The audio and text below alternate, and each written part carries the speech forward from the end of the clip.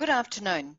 My name is Jane Barrett, and on behalf of the International Federation on Ageing, welcome to the second webinar of our Adult Vaccination and Canadian Perspective series. The IFA is headquartered in Toronto, Canada, and is an NGO in formal relations with the United Nations and World Health Organization. The IFA would like to acknowledge the financial support by an unrestricted educational grant from Pfizer Canada to deliver a series of webinars on adult vaccination in the Canadian context.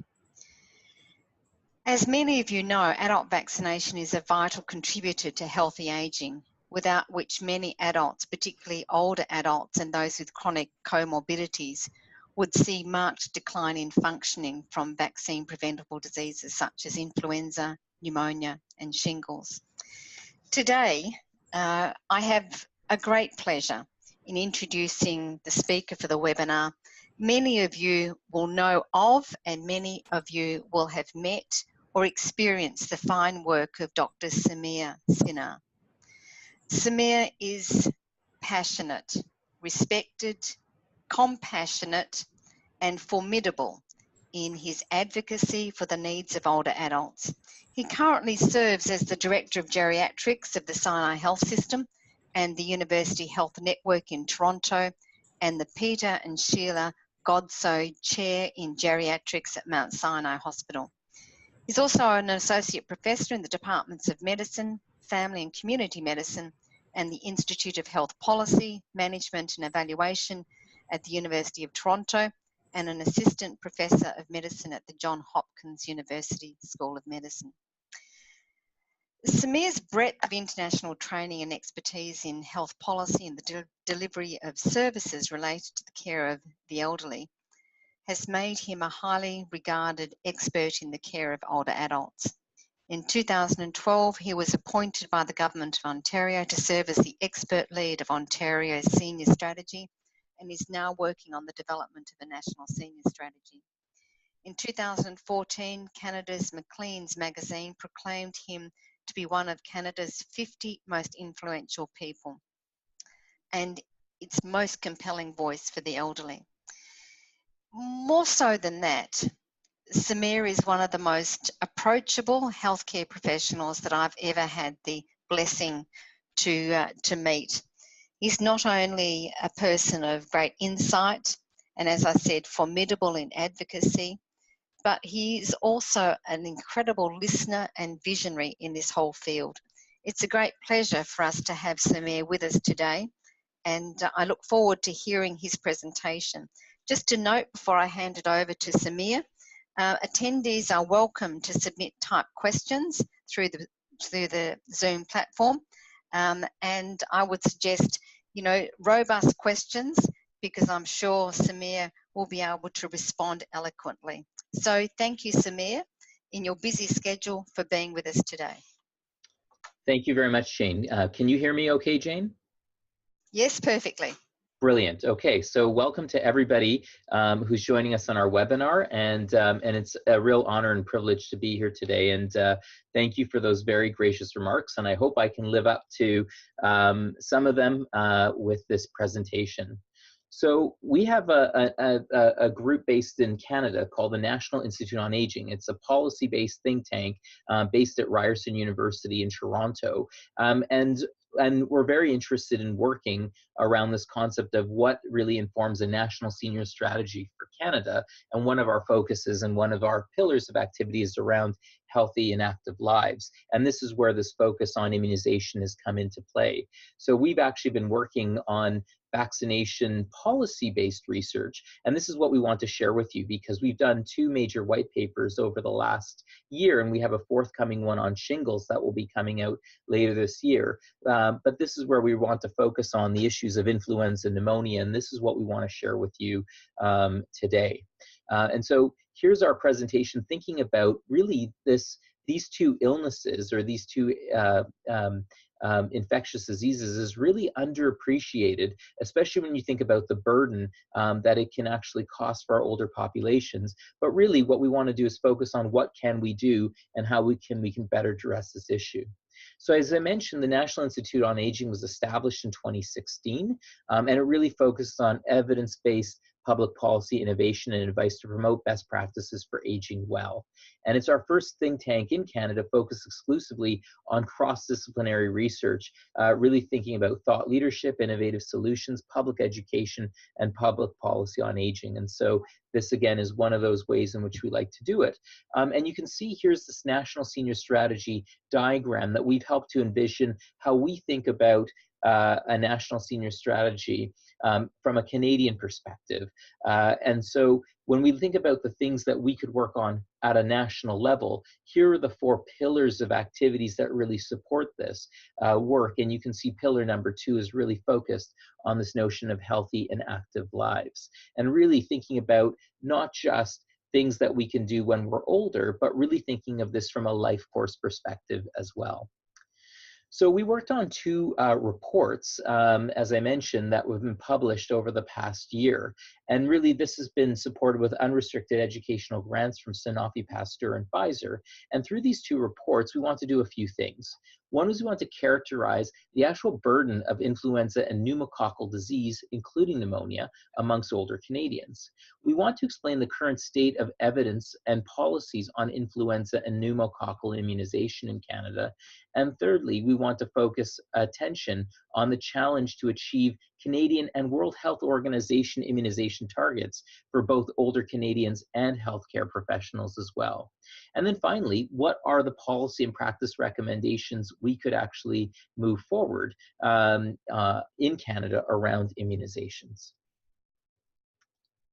And so really, in terms of how do we develop our reports, we really put this through a rigorous process. The first thing that we do is that we'll actually do an environmental scan of the current literature and stakeholder interviews. So we look at meeting with experts from across the country and internationally. And I have to say a good shout out to the IFA here, because again, they're doing global work on vaccinations and have a global view and have been able to provide support in our work as well. And just to give you a sense of some of the experts and some of the folks that you'll know if you are from the Canadian audience or more broadly, are some of the leading experts around influenza and pneumonia policy in Canada, infectious disease experts, other specialists, and economists as well. And so the report represents the first of 2 3-planned reports on immunizations. And as I mentioned earlier, shingles will be to follow within the upcoming year.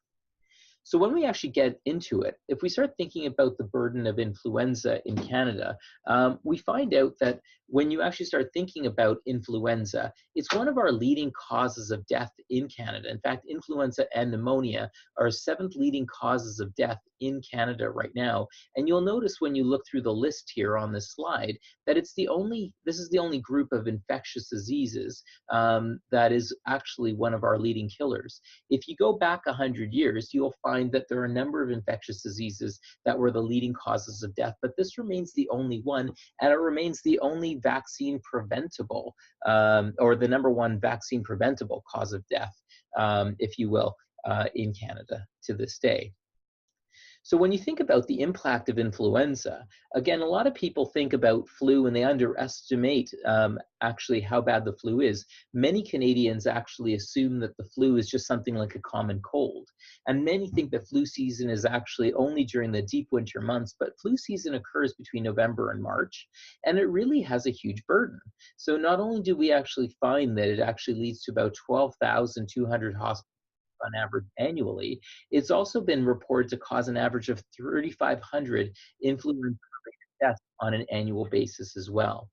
So influenza, as I mentioned, is Canada's leading cause of death amongst vaccine preventable diseases. And so really there is a real opportunity here when we start to really understand the actual burden of influenza in our society. But of course, I just talked about hospitalization and I talked about death. But we also see that, again, for folks who don't actually lead to those terrible outcomes, you can still see that it has a massive impact on our economic productivity, responsible for 1.5 million lost days of work each and every year. And so this is why when we start thinking about this from a productivity perspective, there are good reasons to encourage vaccination for something that can be prevented in many cases, and is something that we need to do more around, especially when it's not just about the health and wellness, but also our economic productivity as well. We also know that when we start thinking about at-risk populations, which is what the series that the IFA is presenting is all about, we start realizing that there are some populations that are at a higher risk for influenza in our society. And those include generally those people who have chronic conditions. So chronic conditions such as heart or lung conditions, diabetes, kidney disease, including dementia. These are all things that are more common as we age. Multimorbidities even more common as we age, having multiple chronic health issues. And as we see more and more of this in our society, there is going to be a growing population of people at risk for influenza in our society.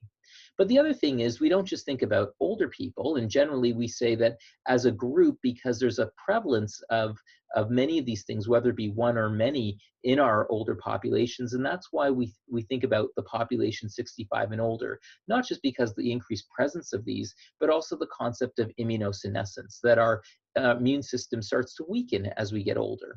But we also know that children are a high-risk group, as are other groups like pregnant women, for example, because this is where our immune system is less developed or weaker, and therefore these become priority populations who are at higher risk.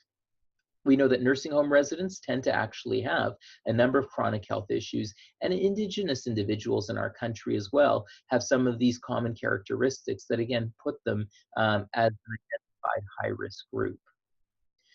So we also know that those who are 65 and older suffer disproportionate influenza burden. So not only are they at a high-risk group, kind of like children and pregnant individuals or Indigenous people, but we know that when you think about older adults who may actually acquire influenza, we know that for those who are hospitalized with influenza, many of them will have had an underlying condition, and this is why there's a higher burden of these issues in, say, the older cohort than, say, the younger cohort as well. We know that those who actually die from influenza complications had underlying risk factors as well. And again, this is why these things are so important to think about as to why we know that the older population is at such a high risk of those negative impacts, such as hospitalizations and death as well. So again, and I mentioned before, why do those 65 and older suffer disproportionate influenza burden? And again, this is that concept of immunosenescence. It sounds like a very fancy word, but really, it really talks about this idea that older adults naturally have a diminished immune system functioning as they age, and therefore they're more likely to contract influenza and less likely to respond well to the vaccine. And this is why it's important to try and vaccinate this population as best as possible, because as we've learned through our policy work and our research, the vaccine is still one of the best defenses we have against actually getting influenza. So it's better to actually have the vaccine than not having the vaccine at all. So when we start thinking about pneumococcal disease, and notice that I'm saying pneumococcal disease and not just specifically pneumonia, we also realize that this is that other piece of that pie when you think about influenza and pneumonia together being the 7th leading cause of death in Canada. So let's understand this, because people hear pneumonia all the time, but they also don't understand or potentially appreciate that actually a key driver of pneumonia can be pneumococcal disease, and that it can actually present in a number of different ways. So here's a diagram that we created that helps us understand how pneumococcal disease, for example, can lead to, down in the center, pneumonia, but it can also present as other invasive or non-invasive forms. So things like sinusitis, otitis media, which basically means an acute ear infection. But on the invasive side, you've heard of things like meningitis, bacteremia.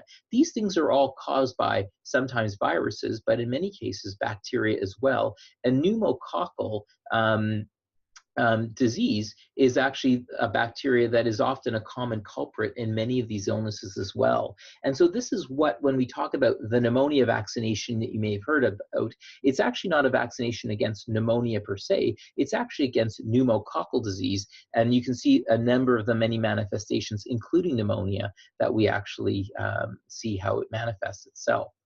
So this next slide looks at the annual incidence of invasive pneumococcal disease in Canada. So again, thinking about pneumococcal disease as I just presented it, but in all those different iterations that you saw in the earlier slide. And you can see that really you have this, this diagram that shows that in a younger population, there's a high level of risk against pneumococcal disease.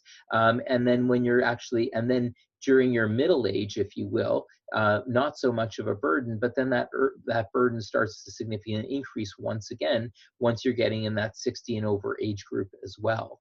And you can see that when you think about the incidence of invasive pneumococcal disease by age groups, you'll see that it's starting to trend down, more so in younger populations in a much steeper way than it is for younger populations. And we'll talk a little bit about why that is. But a lot of this has to do with the growing prevalence of actually getting more people vaccinated against pneumococcal disease. But you'll see that we've actually done a better job in changing that slope downwards in the younger population in Canada than we have, if you will, in the population 60 plus. And so I just want you to remember that point, because we're going to come back to that a little bit later.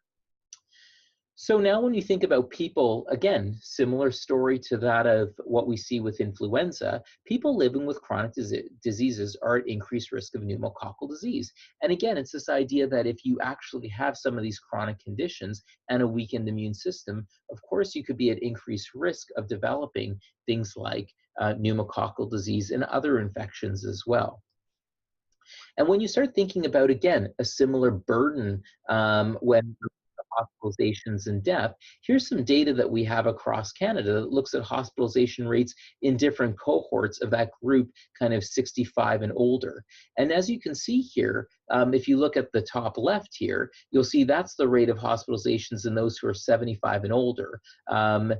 Just north of 1,000, if you will, per 100,000 older adults. And you can see that the numbers are much smaller when you get a little bit younger, for example. So we can see that the real burden that we're seeing for hospitalization in those who are much older than 75, but it starts to increase from those from the 65 age cohort onwards. And so again, really focusing on that growing burden of chronic illness, but also age and immunosenescence. So again, as we were mentioning before, together with influenza, by 2016, it was seen as the 8th leading cause of death in Canada. And in terms of when we think about the burden of deaths related to influenza and pneumonia, again, you start seeing that number increase from what I just said a few minutes ago, that really we're talking about 6,200 deaths. And again, the vast majority of those deaths occur in those who are over 65. So not only a significant amount of burden in terms of hospitalization, but a significant level of burden amongst those who are the oldest members of our society. So that's why this is an issue important to anybody interested in the field of aging, but also a real important area from that sense of public health and how do we basically support more people to lead healthy and active lives as well.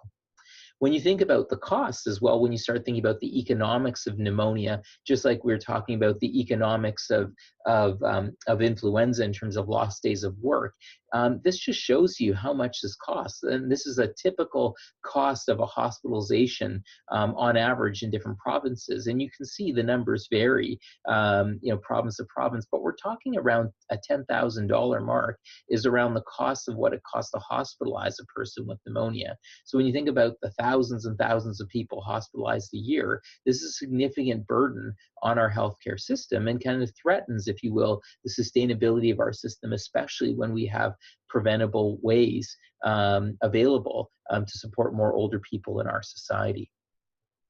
When you start thinking about influenza and pneumococcal vaccination policies and their outcomes in Canada, again, I've been harping on this idea that these are the most vaccine preventable illnesses that we actually have in terms of the top 10 killers. Yet, so how are we doing in terms of vaccination policies and our outcomes in Canada as it relates to the global stage? Well, first of all, those who've had influenza and contract pneumonia, we know have a worse outcomes and increased incidence of hospitalizations. And therefore, due to the combined effects of pneumonia and influenza, it's actually recommended that individuals over the age of 65 in our society are vaccinated against both infections. So that's one thing that's why I'm talking about both of these things together for this presentation, because we could certainly talk about influenza in isolation or pneumococcal disease in isolation, but we know that many folks who develop influenza might actually later contract the pneumonia as well. So again, one can actually make your system weaker and more predisposed to actually getting the other. And that's why it's important to think about these things as a pair of illnesses that should be treated together. So when we start thinking about influenza vaccination policies in Canada, this is where we just look at the overall recommendations. And really, the recommendation in Canada is actually pretty clear. It says if you're over 6 months of age, we really think that you should be getting the annual influenza vaccination. And again, we always think about those high-risk groups that I mentioned before, but pretty much if you're 6 months or over, it is recommended in Canada now that you get the annual influenza vaccination. And right now, we'll see as Canada is a federation of provincial and territorial governments, we'll actually find that unlike other countries like the UK or other countries around the world, we don't actually have a national plan and a national mechanism around vaccinations. Vaccination policies actually then start differing at a provincial and territorial level. And this is why you're going to see different responses. So right now, 7 provinces and all of our territories in Canada, our 3 territories, provide universal funding. But we have certain provinces like British Columbia, Quebec, and New Brunswick that don't necessarily provide universal funding, meaning that it is covered for that entire population, free of charge, if you will.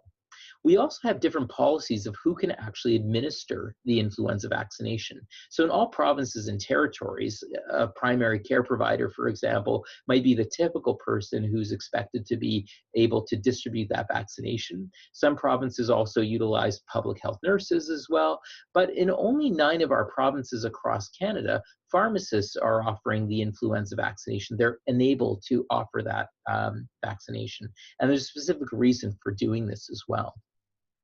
We also know that when we start thinking about pneumococcal vaccination policies in Canada, again, you'll see that, again, there are different policies as it relates. So there are 2 predominant types of pneumococcal vaccination that are out there. There's the PPV 23, and that's also commonly known as the Pneumovax vaccination. And that's recommended in all provinces and territories cover that vaccination, or all provinces and territories currently cover that vaccination for people older than 65. Now, we also know that in terms of there's a second vaccination called the PCV, that's the conjugate vaccination, and that's a slightly different type of pneumococcal disease vaccination, and that's covered in all provinces and territories for children. But of course, the age of eligibility starts to vary, and that's where things start getting a little bit more confusing.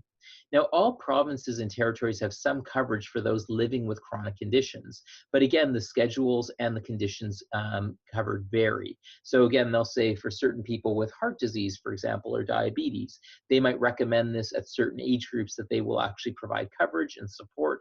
But again, the ages differ, and in our white papers, if you will, you can actually see all of that worked out in detail. And year by year, those coverage eligibility pieces vary. And so our influenza paper that we launched first of all last year, we actually updated that with changes that occurred province to province around the availability of the PCV and the PPV 23 vaccination. So in terms of the those two vaccinations, as I mentioned, this is kind of what we call the pneumovax and that PCV, the conjugate vaccination. And this just really kind of gives you a little bit more of the fact that we have two predominantly different and the reasons why we actually do different vaccinations for different populations. And the PCV vaccination is recommended for children because it allows for a better immune response in infants in immunocompromised populations. That's why in certain provinces as well, they would recommend that if you actually are immunocompromised or have a chronic health condition, they might not only recommend the pneumovax, but also the PCV vaccination. But if you're just an older person who just has immunosenescence, a slightly weaker immune system, currently NACI, who actually sets our policies for vaccination in Canada, just recommends the pneumovax. So the way to think about it is, if you're older, get the pneumovax. If you are also immunocompromised or have a chronic condition and are a young child, you might also benefit from getting the PCV vaccination as well. So this is kind of a summary of that, it's just in a handy little chart that again speaks to what I just talked about, again, who we recommend one type of vaccination for and who the other. And you can see there, we give some guidance, if you will, in this pictogram of when you'd actually qualify, if you will, or be recommended for both. And but now when we think about, and this is Jane's world, if you will, in the IFA's world, in terms of thinking about Canada and where does it sit on the global stage, you can actually see that we actually are not doing as well as other countries. I mentioned the United Kingdom before with their National Health Service, and even countries like the United States, for example, where they don't actually have a National Health Service, but they actually have achieved a much higher rate of vaccination than we have in Canada. And so we are behind a number of other OECD countries in terms of our vaccination rates. And the key thing here is we are well below kind of what the actual official target is of 80% globally. And actually, when you think about this, the only country that's actually achieved where the World Health Organization wants us to be is actually the country of Korea, or South Korea. And so despite making some progress in vaccination uptake in Canada, it still lags behind many other countries, as I said. And this is why it's important to think about how we can actually do better. So when you start looking at influenza vaccination rates in Canada, only 29% of Canadians age greater than 12. And again, remember, anybody 6 months or older is recommended to have the vaccination. And again, you can see that overall, we're at 29% in those who are 12 or greater, and only 62% in those who are age greater than 65. And yet the Public Health Agency of Canada has actually set a target of 80%. And that target's been in place for well over a decade now. Nova Scotia, interestingly, achieves the current highest overall vaccination rate of coverage, but Quebec has the lowest rate of coverage. And interestingly, the province of Ontario, the biggest province in Canada, has actually seen its rate of influenza vaccination decreasing between 2006-07 and 2013-2014. So we are actually seeing some backtracking in terms of progress and high variabilities between provinces and our territories as well. We also know that as you get older, so it's good that we actually have a greater proportion of older adults being vaccinated compared to younger populations. And the good news is that older Canadians, 85 and older, or 85 and better, as I like to say, have the highest rate of coverage at 74%. Yet this is still below that 80% target that the Public Health Agency of Canada has actually set. And as I mentioned before, what we're actually seeing, that even though we're doing better, or the best, if you will, for that population 85 and older, we still have actually seen these rates decrease in this population by 11%, and those who are greater than 65 by 9%. So we've actually been steadily losing ground over a number of years. We also know that in one study as well, when we start thinking about our ethnocultural diversity, we found that there are certain ethnocultural groups that are more likely to be vaccinated, to get the influenza vaccination, than we have compared to other populations like Black Canadians, for example. So again, it's important to not only just think about age as one construct, but actually our diversity and how our rates of vaccination tend to differ.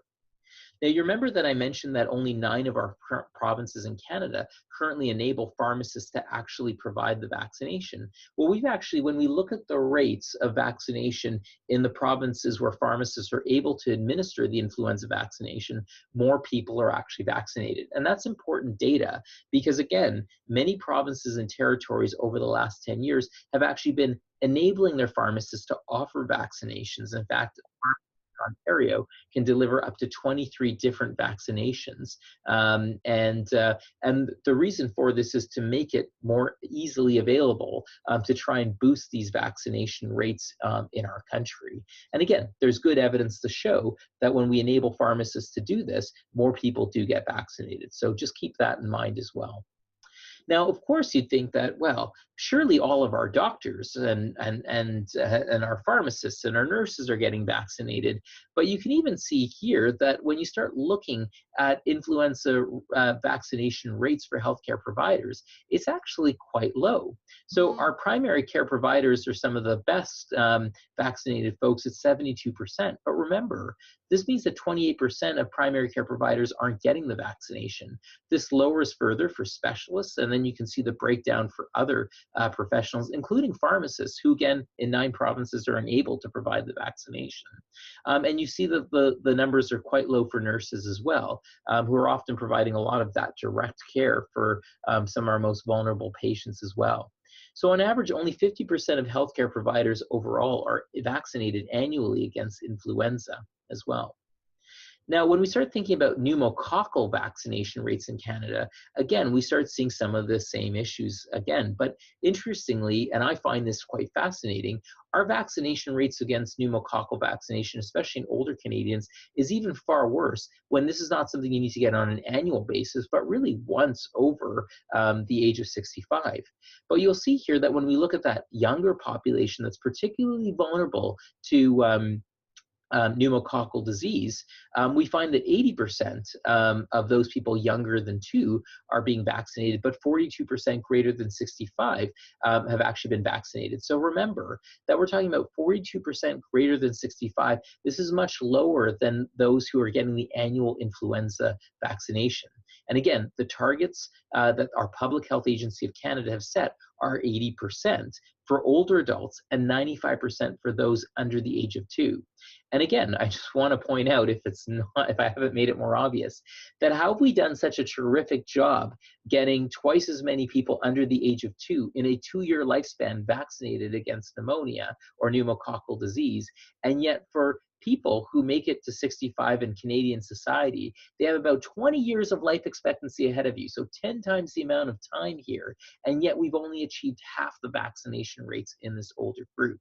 So it's fascinating when you look at this data, because hopefully it's making you ask questions as well and making you already start thinking about the solutions that you want to deliver.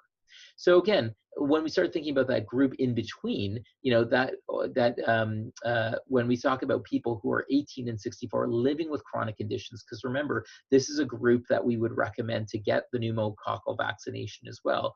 Only 17% of these folks have been vaccinated. So in short, we're not doing a very good job. So here's the fun fact, is that in 2016, the Public Health Agency of Canada did a survey of all over 2,000 people, and they actually asked people how well they were doing with their vaccinations. And the nice news was that 88% of Canadians responding to the survey said they thought they were up to date on all their vaccinations. So they weren't opposed to vaccinations. In fact, they were actually quite proud to say, absolutely, I'm up to date on all my vaccinations. But when they actually were further interrogated about what ones they actually had versus what would actually be recommended, only 3% were found to actually be up to date with their vaccinations, according to our recommended standards in Canada. So again, 88% thinking they were up to date, but only 3% being found to be up to date. And again, this is not funded by industry. This was funded by the Public Health Agency of Canada, showing that there's a significant gap in terms of what people think they've done and what people have actually done as well. So one of the things that, again, why I love working with the International Federation on Aging is because they bring great ideas and thinking, to the Canadian context as we're thinking. And this was, I remember, a conversation I had with Jane, who said, "Have you heard about this framework that the World Health Organization has created?" And we really love this framework because it really helped characterize this concept of vaccine hesitancy, which the World Health Organization says is one of the top 10 global health threats that we have. They talk about infectious diseases like Ebola, but they also talk about things like vaccine hesitancy, which is basically also known as why we don't get vaccinated. And they talk about the three C's, as they like to call them, and we'll talk a little bit about these now. One is complacency. Often there are a lot of people who feel that the risk of illness seems low and vaccinations are not prioritized, right? So often there was a great study that was done in the United States recently showing that the vast majority of people actually think that the flu is just like getting the common cold. They'll actually confuse the two, and they don't actually realize how serious the flu is, and the level of risk. People often don't realize how many Canadians are dying of influenza and pneumonia every year, and how many actually get seriously hospitalized. And so that's why a lot of people say, well, I've been healthy. I've lived till the age of 85 and I've never gotten influenza. So, why should I get it now? I'm probably out of the woods. And therefore, people just don't prioritize vaccination because they don't think the risk of the illness is as significant as it actually is. The other issue that we find is accessibility and affordability. So we're lucky that in many parts of the country, the vaccinations that we've been talking about are universally provided, but not necessarily in all provinces and territories and in all circumstances. So affordability can be a barrier, but also just the convenience of getting that vaccination. You go to your primary care provider's office to get the vaccination, that might be a bit of a barrier. And that's why there's been increasing work being done to try and make it more convenient to do the right thing, such as getting the vaccination at your local pharmacy as well.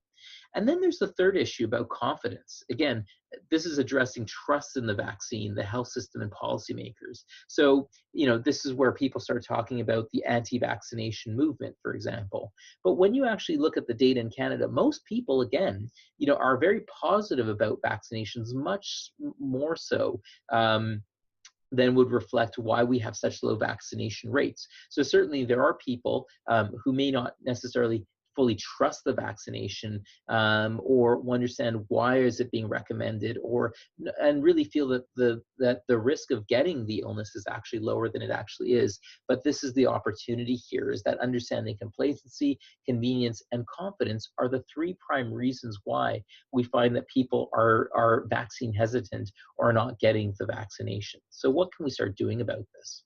So when we start thinking about that aspect of confidence, I want to share this data with you, because when you think about the pneumococcal vaccine, which again is something we recommend in anybody younger than 2, if you will. But also, we also recommend the influenza vaccination in children 6 months or older. You'll actually see that in the study in 2015, 97% of parents surveyed believe that childhood vaccinations are safe and effective. And we saw that when you actually look at thoughts around the pneumococcal vaccination, we've actually seen increasing or decreasing concern about the side effects of the pneumococcal vaccination from 74% to 66%. So again, there's growing trust and belief and support in this vaccination. And again, while you'll say that, wow, 66% of parents were still concerned about maybe potential side effects of the pneumococcal vaccination, I just want to remind you that we're still achieving a rate of vaccination of 80% in children, yet only 40%, if you will, in older adults. And again, when you start thinking about 43% of adults surveyed agreed that pneumonia could be prevented by a vaccine, compared to 60% saying that yes to influenza being vaccine preventable. So this is maybe why we're actually seeing a higher rate of vaccination against influenza in Canada compared to pneumonia or pneumococcal disease, especially when you only have to get the pneumococcal vaccination once as an older person, if you will. So again, important to take a look at this data to start help unpacking what are the ways we can move forward. So how do we end this? How do we think about evidence-informed policy recommendations? And this is where we conclude, and then we'll have some nice time for questions here as well. And so we really focus on a few key recommendations. One is we have to remember that we want to improve influenza and pneumonia practices more generally. And so this is where we want to basically talk about the importance of hand hygiene and making sure that people are washing their hands and just being mindful about how not to spread illnesses in general, especially around that flu season period. We also think it's important to promote a life course vaccination schedule that includes older adults. So I always hold my training as an example that when I was a young medical student, I remember that I had a pediatric rotation. I never had a geriatric rotation. And when I actually was learning about, the treatment of children, I had to memorize that pediatric vaccination schedule. That's why you see really high rates of vaccinations amongst children in Canada compared to older adults, because I was never taught as a medical student about the importance of vaccinations. Also, over time, we have more vaccinations that we know are available now and are actually quite efficacious, if you will, for the older population. But we often don't think about vaccinations as something that we could benefit from across the life course and not just something that you only need during your childhood. We also know that we need to do better work towards developing better influenza and pneumococcal vaccinations. So what do we mean by this? Well, the influenza vaccinations, one of the reasons people don't like it is because you have to keep getting one every single year, because we play this annual guessing game in terms of what are the types of influenza strains out there, and then it's a bit of a guesstimate. And that's why some people don't really like the influenza vaccination to say, well, this year it's only 25% effective, whereas last year, our most recent flu season that we're just coming out of, if you will, it was actually a 70% effective vaccination against the dominant strains that were going around. So there's a bit more of a guessing game, where with the pneumococcal vaccination, there's much less of a guessing game, because this is really focused on a specific type of pneumococcal disease, which is called Streptococcus pneumonia. And this type of, so this is a vaccination that's very specific to the most dominant form or bacteria causing pneumonia. Is about 70% of the pneumonias out there. And of course, the reason why we recommend slightly different versions of the vaccination depending on age group and underlying results or underlying health issues is because, again, they're going after slightly different strains, if you will, of that actual type of pneumococcal disease. And so we recommend as well that when you're thinking about clinical guidelines for older adults and for treating chronic conditions, I often don't see that influenza and pneumococcal vaccination are part of that. So remember, anybody who has a chronic illness from 18 and above, it's recommended, if they're immunocompromised or have an illness, it's often recommended that they're getting the annual influenza vaccination, and not only the basic pneumonia vaccination, but may also the PCV, the conjugate vaccination for pneumonia as well. But again, it's not something that told about treating heart failure or diabetes, that, by the way, you also need to think about vaccination. Many times it's a bit of an afterthought as well. And when we recommend, when we also think about pneumonia and influenza kind of traveling in pairs, that if you get influenza, you might actually be quite susceptible to a case of pneumococcal pneumonia as well. And this is why it's being increasingly recommended that we should actually encourage the administration of the pneumococcal vaccination in accordance with the influenza vaccination. If we make sure that next year in flu season, that every older Canadian, for example, gets their, when they get their influenza vaccination, they also get their pneumococcal vaccination, we will significantly raise the rates of pneumococcal vaccination in 1 year alone. Because again, the gap between influenza vaccination on an annual basis and pneumococcal vaccination is about 20% in our older population. So this is, again, a missed opportunity. This was a tweet that came out from the Ministry of Health and Long-Term Care in Ontario, Canada, the other year. And you can see they say adult vaccines when to get them. And you see that for the 65 and older population, or even the 18 to 64 population, they're missing a really key vaccination, right? Which one do you think it is? Well, what about the flu? This was a missed opportunity. So I remember sending a little note, as Jane says, that I'm a fierce advocate, over to the Minister of Health saying, do you think this would have been a great opportunity to also mention the flu? So again, these are, again, the things that we have to make this a routine conversation. And when we start thinking about this as a routine conversation, we also want to make sure that we're providing good clinical education support for our primary care providers and our pharmacists to deliver the vaccinations. Because not only should they be getting the vaccinations themselves, but we also know that great data shows that when it's your pharmacist or your primary care provider or specialist who actually recommends you get the vaccination, that's probably one of the number one reasons why a person is likely to get the vaccination. But if you don't get it yourself, for example, we know that 50% of providers don't get it themselves, then why would they even bother? If they don't value it for themselves, why would they value it for their patients, if you will? And one of the things that we really called out for is that there needs to be universal funding for influenza and pneumococcal vaccinations. It needs to be in place for all eligible Canadians. The idea that we have a patchwork quilt has been showing to us that where we don't actually have universal funding, we're actually seeing lower rates of vaccination as well. And again, we also recommend that we recommend the influenza vaccination for all healthcare providers. And we also mandate it for providers and residents, along with the pneumococcal vaccination for residents in long-term care homes or nursing homes in Canada as well. So again, we need to think about in these populations where these are particularly high risk and vulnerable groups, not only is it often recommended that everybody who's a resident of a home get the influenza and pneumococcal vaccination, but then we should also think about the providers working in those homes also being mandated to get those. And in some other jurisdictions, it's a condition of employment as well. So the other thing too is if we don't actually do a better job at tracking how many people are getting the vaccination and making sure that reporting on this, you can see some of the data that I presented to you. You're probably saying, well, what about last year? We actually, when you start looking at where we keep our pneumonia and our influenza data and how we actually report it, it's actually not really straightforward. And we need to do a much better job of keeping track of all vaccinations, but in particular reporting influenza and pneumococcal vaccination rates, because then we know what's working well and where we can do better as well.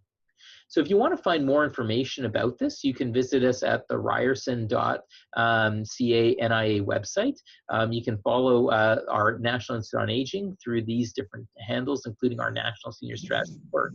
And the white papers that I was referring to, you can find at this link down below. And I'm sure you will be given copies of the slide after this webinar as well, and you'll be able to watch it and get more details on that as well. And so I think this is where I pass it over to Jane to help lead our Q&A session. Look, thanks very much, Samir. And yes, you're quite right. The presentation will be available. The link will be sent out to all of those that are attending, which is well over 70, and also be on our website. It might be a good idea to also have it on the NIA website because as we go forward, you know, NIA and IFA certainly have a common agenda to improve uptake rates. So let's get to questions, Samir. We have a question from Kevin, and he's saying, there appears to be higher rates of vaccination in Northern Ontario, such as Sudbury, more so than in Southern Ontario. You know, curious, any potential reasons? That's a really, you know, what we find, Kevin, is that, so I don't know that data, and if you can type in kind of the differing rates that you know of, for example, we do find regional differences, and even, you know, kind of hospital to hospital or region to region differences. And partly it's because, again, what do the local providers do?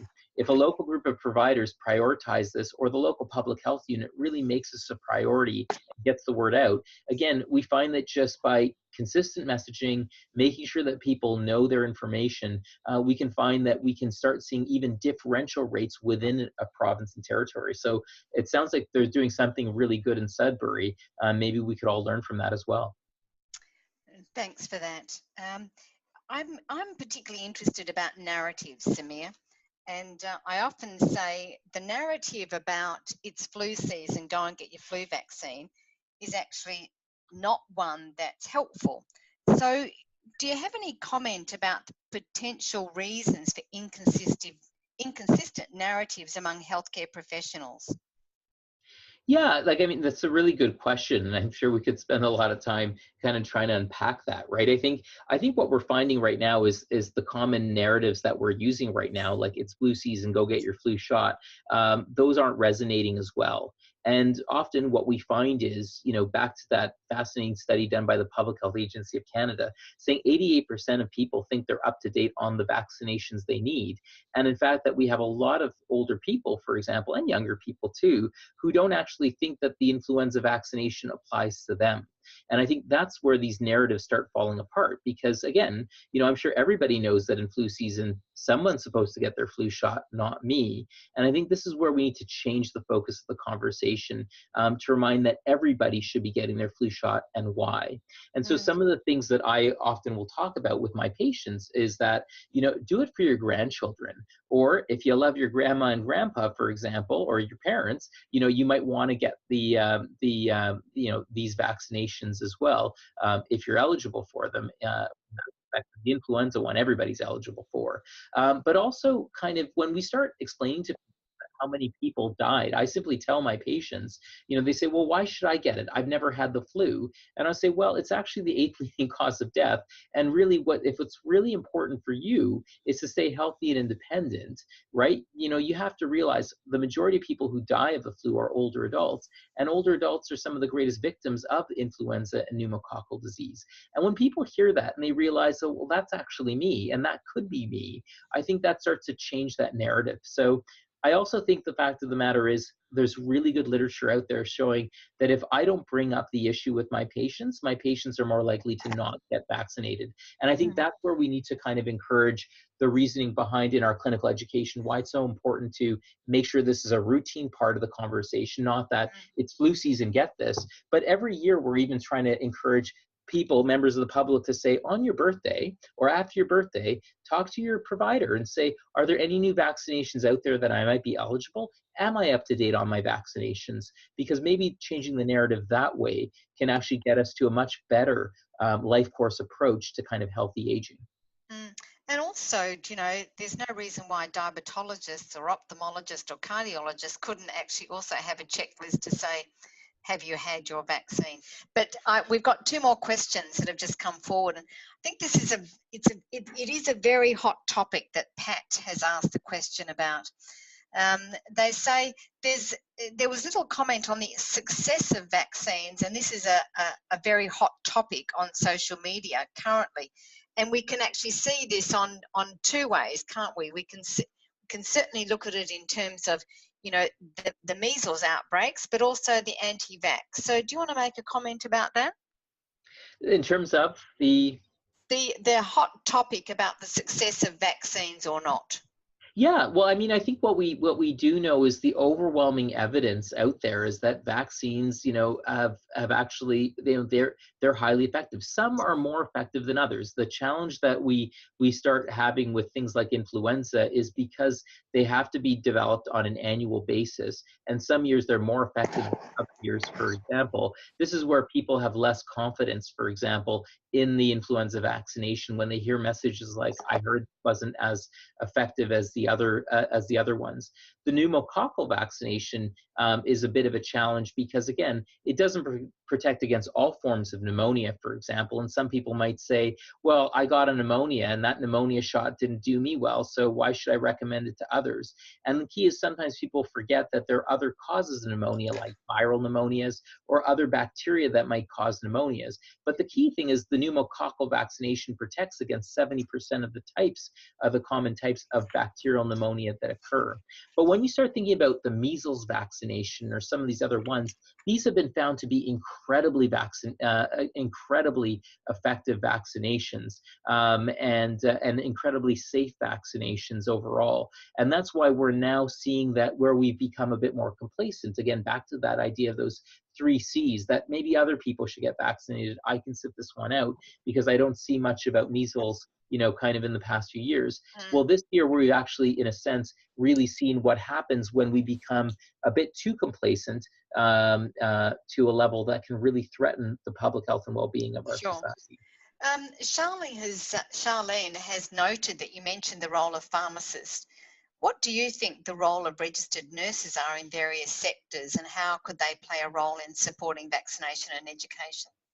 Yeah, so I think the role of every health provider, right? I think nurses in particular, are in a very important vehicle, if you will, to spread the message about vaccination. So Jane, you had just mentioned before that our diabetologists or other specialists who are dealing with folks who have a chronic illness like diabetes or a lung disease, they should make this a routine part of their practice. But nurses, just like primary care physicians or nurse practitioners, and pharmacists, all of us are routinely interacting with people who would be eligible. So I think the opportunity is we shouldn't be deferent to saying, well, somebody else's, it's their job to talk about vaccinations. If all of us actually in 1 year used every opportunity to talk to our patients and simply say, are you up to date on your vaccinations, by the way, and use that as a teachable moment. It doesn't take very long to do.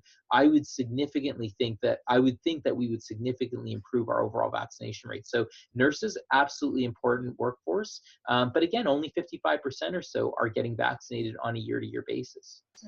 Look, as we wrap up, perhaps you could give us or give the audience, what's the key message that you would provide for your patients and older adults? It's really, again, it's that common message, again, that we're saying vaccines are safe, vaccines are effective, and vaccines save lives. And what really concerns me a lot is that, from when you look at all the numbers very closely, we find that the folks in our society, at least in Canadian society, and it's universal, who actually suffer the greatest burden from influenza and pneumonia happen to be older adults. So I think we all need to be more vigilant in making sure that if we support and respect our older people, then we really need to ensure that they have this knowledge, and we support them to get vaccinated as well. Look, thank you very much. We do have a couple of other questions. I think we'll just take, I'm sorry to do this to you, but we will take just one other question, and that's from Judy. Judy is from Hong Kong Polytechnic, and she's doing some vaccine research in Hong Kong. And then she's mentioned about the lower rates. How do the older adults in your study perceive vaccines? How do older people perceive vaccines? Yes, I think, again, yes. I think a lot of older adults, just have that a bit of that complacency. They don't really feel that it applies to them because, again, it wasn't something that they were taught at a young age. It's something that is actually necessary. So we find a high rate of complacency, but a high level of willingness to get the vaccinations when they understand that it's good for them. Yeah, look, thank you. And as I close, I really want to just also acknowledge Dimple Chowdhury, who actually asked a question about rights of older people in long-term care. So thank you for your note, and it is an important issue. Samir, this was terrific today. You really provided such a comprehensive approach to understanding what's going on in Canada. And undoubtedly, you're one of the leaders in this field, but also internationally. So we thank you very much for your diverse experience and expertise that you bring to this issue. And we look forward, IFA looks forward to further work with you and NIA. In closing, thank you once again to the attendees, of which there were well over 70, in joining this discussion, and thanks to Pfizer Canada for the unrestricted educational grant. As we've said, the webinar has been recorded and will be uploaded onto the website, and also to the NIA website and out through our media. In closing, thanks to Samir, but also just a note to everybody on the call that our conference will be in Niagara Falls in 2020, and there will be a one-day meeting, a summit on adult vaccination, Vaccines for Life Summit on October the 31st. And during that summit, we'll be informing the local to global agenda for a life course approach to adult vaccination. So we thank you very much for the opportunity today. Thanks once again to Samir, and look forward to, in the future, your opportunity to work together. Thanks a lot, Samir. Thank you very much. Okay, thank you. Bye.